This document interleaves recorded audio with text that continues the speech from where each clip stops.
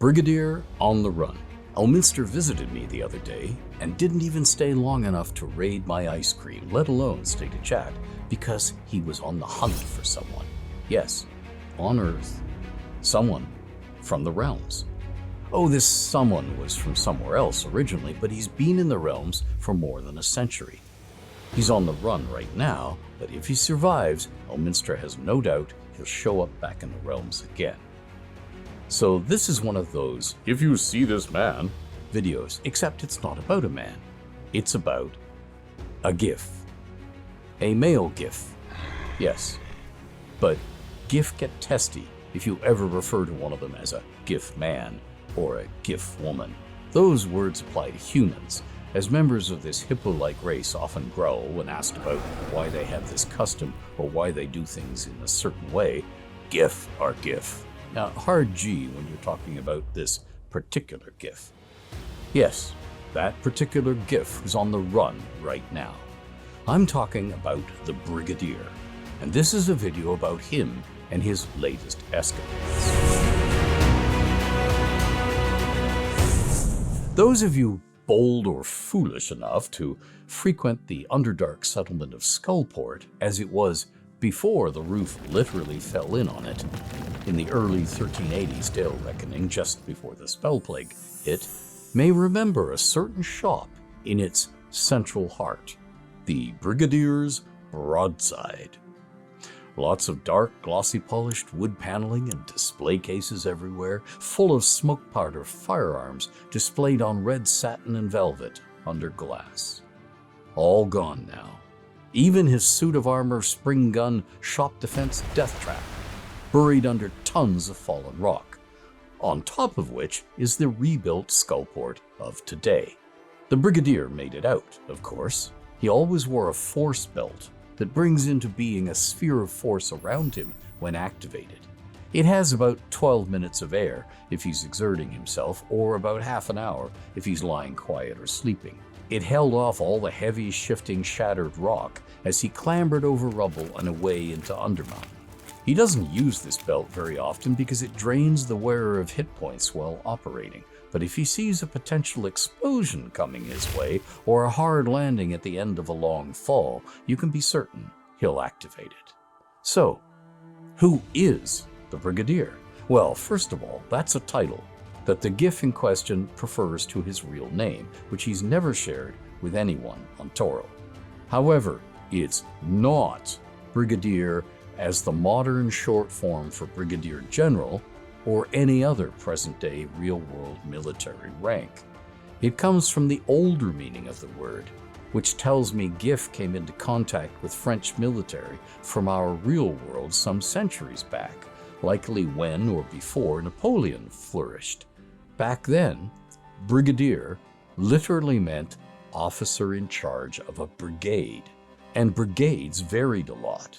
About all you could be certain of, if speaking of an army you weren't familiar with, was that they were a unit of soldiers, a group of professional warriors.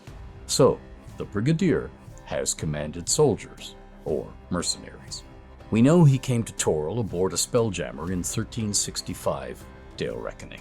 We know that in mere months after that, he was smuggling smoke powder from Lantan and Thay to Skullport, and that the priests of Gond weren't all that happy about that and tried to kill him several times. So either he, or agents of his, were stealing it from Gondike vaults, or, and Elminster thinks this is far more likely, his source for the bulk smoke powder wasn't the Church of Gond at all. Either the Brigadier knows how to make smoke powder, or his mysterious suppliers do, or both.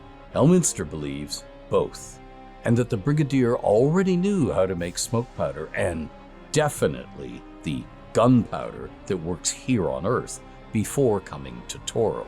Elminster suspects his suppliers in Thay are Thayan crafters and merchants in Nethjet who were permitted to make smoke powder by local red wizards, who in turn obtained approval from their superiors up the chain of command, ultimately from Zastam himself, who intended it to be an illicit but very profitable good that red wizard enclaves all across Toril could sell. After Zastam abandoned those enclaves, the smoke powder makers were only too happy to have alternative clients like the Brigadier. Elminster cautions that he hasn't investigated properly yet, but if he was looking for discreet Thayan providers of smoke powder, he would begin by scrying the merchants Garobriand Atelmer and his rival Berlasco Halavtron, both of Nethjet. Elminster suspects the Brigadier's smoke powder source in Lantan are 3 human Lantana watch spider breeders on the main island of Lantan who for years have stored large amounts of smoke powder for the Church of Gond, and use this paid service they provide as cover for their own growing stores of homemade powder. If Elminster's suspicions are correct, this trio is now dealing in smoke powder to the Brigadier and others who ostensibly make shipping voyages to and from Lantan to convey valuable live watch spiders to clients on the mainland of Faerun. These 3 are the urbane, unflappable veteran merchants Malavert Hundrar, Cadrol Narsu, and Jacarandal Mir. They undoubtedly have their defenses. So the Brigadier established his shop, the Brigadier's Broadside, in the central heart of Skullport, and from it sold smoke powder, but largely as replacement ammo. His primary wares for sale in the Broadside were smoke powder weapons that he custom built for each buyer.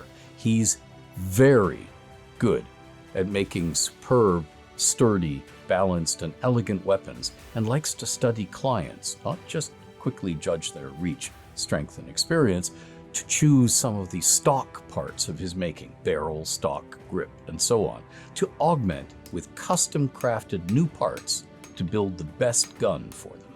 The superior results are weapons that last for years if properly handled, and are expensive. It follows that the Brigadier is an expert gunsmith.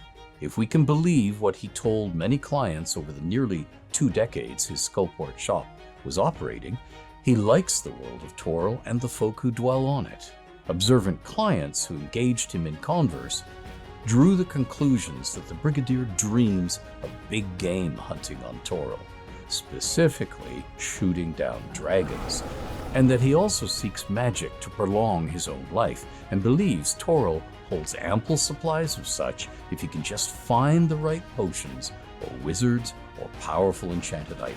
So, picture an upright hippo, big snout, little piggy eyes that have gray irises and can shoot a very cold glare, with mauve skin, smooth and hairless and darkening to purple under the armpits and down the back, broad shoulders, massive thick legs, ankles especially, very strong, 6'6" to use earth measurements, has a deep gravel-rough voice that often holds tones of wry amusement, speaks in calm, flat phrases or single words, expects lies and treachery, and is rarely disappointed.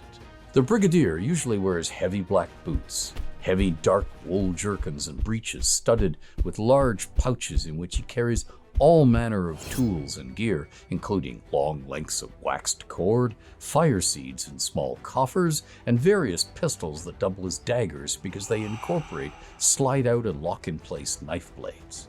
Over this, he customarily wears a baldric from left hip to right shoulder, and from it hang a few grenade-like flashbang smoke powder bombs that only ignite when 2 switches are thrown, one of them internal and beneath a sliding panel.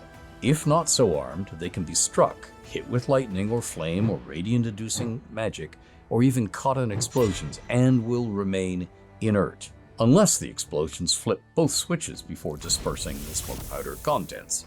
As a relevant aside, Elminster murmured to me that the Imascari and the Netheries of old both knew enchantments that could cause smoke powder to explode without apparent cause, and that, of course, it was known in the realms long before spelljammers brought some in 1358, Dale reckoning, and the secret got out.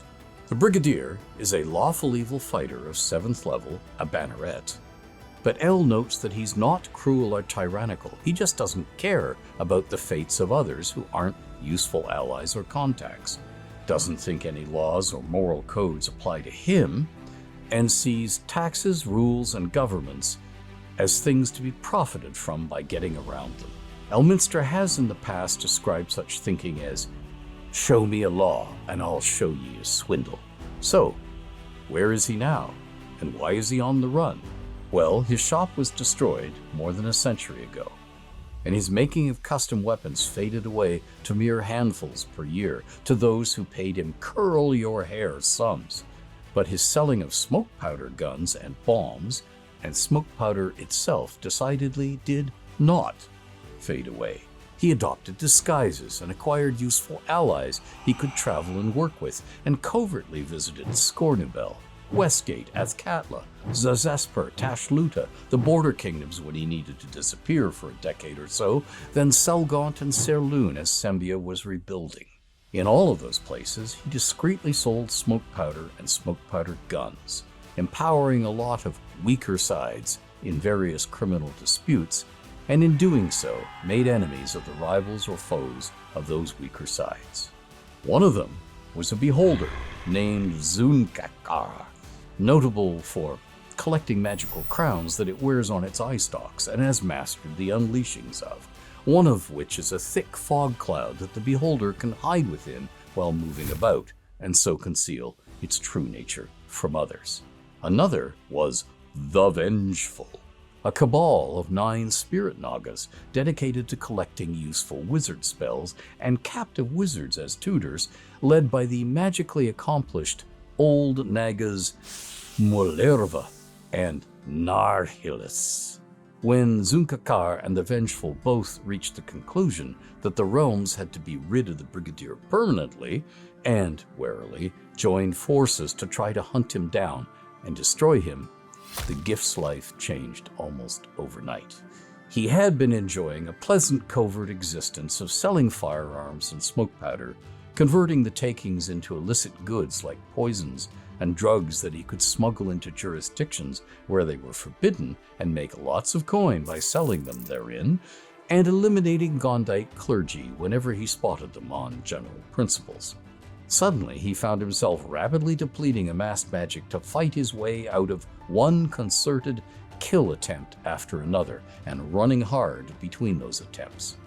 His hasty escapes hampered and finally eliminated his profits, which was when he decided to dodge through gates and spend time on other planes of existence, to try to buy himself time to rebuild and to get his determined beholder and naga foes off his trail. Right now, he's still at it. He decided to become the hunted rather than the hunter, and developed the tactic of returning to Toro to hit at his foes hard, then vanish back through a gate. Thus far, he's destroyed 2 nagas of the 9 and wounded Zunkakar, and really earned their ire. Elminster got involved because the Brigadier prefers shooting and blowing up foes to using magic, but in the City of Doors, struck up an acquaintance with a member of the Cult of Entropy who was short of funds, and in return for a staggeringly large donation to him by the Brigadier, furnished the Giff with a cult secret, a ritual that anyone with the right knowledge and magic items can perform, the Crawling Chaos. This ritual daisy chains magic items, mighty or minor, in a chain reaction explosion. When one is set off, the entire, usually hidden, chain dissolves, feeding their magical energies into the set-off item and causing an ongoing explosion that causes wild magic to roll out in all directions, damaging the weave, utterly destroys all of the chained magic items, and deals damage at the trigger point, the set-off item, akin to a prismatic globe, a prismatic wall but spherical and 40 feet across, visiting its full effects on anything inside it and then expanding, racing outwards in all directions, for additional 10 feet per magic item chained and consumed. The Brigadier has set off 2 such explosions so far, destroying mercenaries and monsters mustered by his foes to fight for them, and Mystra dispatched Elminster to stop him gleefully setting off more. So long as the Brigadier survives and is in realm space and can amass sufficient magic items, he can set off explosions indefinitely for the rest of his life. Mystra is less than pleased by this prospect because the more damage to the weave the Brigadier does, the more Shar will take notice. And if she recruits the Giff as an agent, rewarding him with the elimination of the Beholder and the Vengeful, the Giff will do far more damage as the years pass, and be far more difficult for Elminster or anyone else to eliminate. So, the Brigadier must die, or Elminster must mind ream him, as the war wizards of Cormyr under Vangertahast used to, and burn away his knowledge and memories of the crawling chaos to let him live. Having learned all this, I'm rooting for Elminster in this one. Magic blowing up in nasty chain reactions and Shar getting more powerful every time isn't the sort of realms I want to adventure in. Well, doesn't that all sound cozy and relaxing? Sheesh. Thank you for your time, and realms forever. If you like this video and you want to see more like them, please go to my Patreon and consider supporting me as a protector of the realms. Every penny of support I get there means I can make more videos like this one, and we can continue to explore and enjoy the realms together. Thank you.